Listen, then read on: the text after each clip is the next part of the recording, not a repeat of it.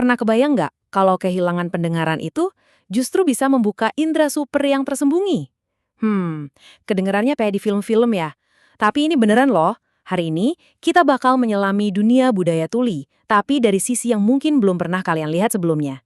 Kita akan lihat soal kekuatan, identitas, dan inovasi yang wow, luar biasa. Udah siap? Yuk kita mulai.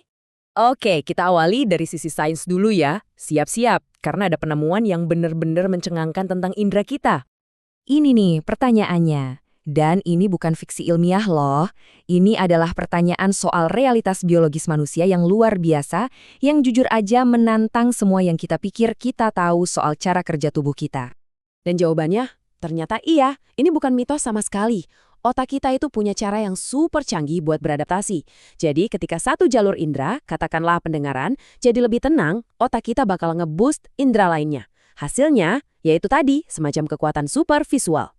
Dan ini buktinya. Ini bukan sekedar sugesti atau kebiasaan, tapi beneran ada perubahan fisik. Sebuah studi menemukan kalau bagian tertentu dari saras optik teman-teman tuli itu secara signifikan lebih besar. Artinya apa? Mata mereka secara fisik beradaptasi untuk punya penglihatan tepi yang lebih tajam.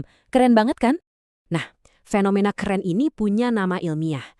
Plastisitas lintas modal. Gampangnya gini, otak kita itu super fleksibel. Bagian otak yang tadinya buat denger nggak lantas nganggur gitu aja. Tapi bagian itu direkrut sama indera lain, dalam hal ini penglihatan, buat mempertajam fungsinya. Ini bukti nyata betapa hebatnya kemampuan adaptasi tubuh kita. Nah, dari adaptasi biologis yang luar biasa ini, kita jadi bisa paham sesuatu yang lebih dalam. Menjadi tuli itu bukan sekedar kondisi medis, tapi ini adalah sebuah dunia yang punya perspektif berbeda. Ini poin yang krusial banget. Kata tuli dengan T besar itu bukan diagnosis medis. Tapi ini adalah sebuah identitas budaya. Mirip kayak kita nyebut diri kita orang Jawa atau Minang, tuli itu menandakan seseorang adalah bagian dari sebuah komunitas yang kaya, yang punya bahasa dan budayanya sendiri. Coba deh lihat perbedaannya. Tunarungu itu istilah medis yang fokusnya pada apa yang hilang atau kurang. Kesannya kayak ada sesuatu yang perlu diperbaiki. Nah, sebaliknya, kata tuli itu merayakan sebuah identitas dan pengalaman manusia yang unik. Jadi, memilih kata yang tepat itu udah jadi langkah pertama buat nunjukin rasa hormat kita. Oke, sekarang kita masuk ke bagian yang lebih praktis. Terus, gimana sih cara kita berkomunikasi dengan teman-teman tuli secara lebih baik dan sopan? Tenang, tipsnya gampang kok. Pertama, lupakan teriak-teriak ya. Untuk memulai percakapan, cukup tepuk pundak atau lengan mereka dengan lembut, atau kalau jaraknya agak jauh, lambaikan tangan di area pandangan mereka. Simple, sopan, dan efektif. Ada beberapa hal penting lagi nih. Pertama, ngomong aja dengan volume normal, nggak usah teriak atau sengaja melebih-lebihkan gerakan bibir. Kedua, pastikan wajah kita kelihatan jelas, jadi jangan tutup mulut atau buang muka. Dan kalau lagi rame-rame, usahakan bicara satu persatu, jangan keroyokan. Ini ngebantu banget biar mereka bisa fokus. Kunci lainnya, jaga kontak mata. Itu nunjukin kalau kita memperhatikan. Terus pakai ekspresi wajah dan gestur, itu sangat membantu. Kalau mereka kelihatan bingung, jangan cuma ulang kata yang sama. Coba deh jelasin dengan kalimat lain. Kalau masih susah, jangan ragu buat nulis di HP. Dan yang terakhir, jangan ngilang gitu aja, pamit dulu sebelum pergi. Selanjutnya, yuk kita lihat gimana teknologi bisa ngebuka banyak jalan baru dan ngasih solusi yang inovatif. Soalnya, kita juga harus sadar akan realitas yang ada.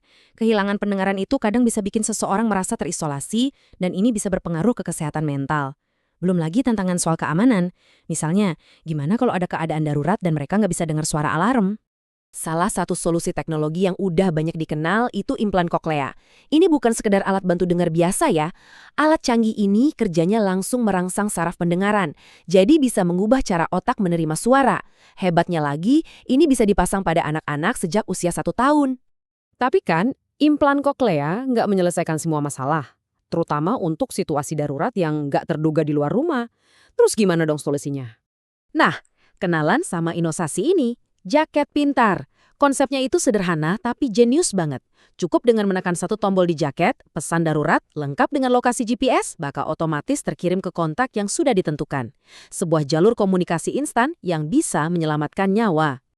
Dan ini bukan cuma sekedar konsep di atas kertas loh. Waktu diuji coba langsung dengan komunitas tuli di Malaysia, responsnya sangat positif. Bisa dilihat dari skornya yang tinggi untuk desain, kegunaan, dan penerimaan. Ini ngebuktiin kalau inovasi kayak gini tuh benar-benar dibutuhkan. Jadi, setelah semua pembahasan tadi, apa sih pelajaran utama yang bisa kita ambil? Kutipan ini benar-benar merangkum semuanya. Menghormati budaya tuli itu bukan berarti kita harus jadi sempurna atau langsung jago bahasa isyarat.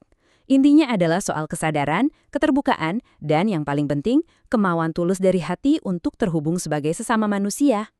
Dan pada akhirnya, ini bukan cuma soal komunitas tuli aja.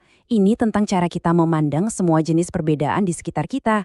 Apakah kita melihatnya sebagai sebuah kekurangan atau sebagai sumber kekuatan, adaptasi, dan keunikan yang luar biasa? Nah, pertanyaan itu kayaknya layak buat kita renungin bareng-bareng.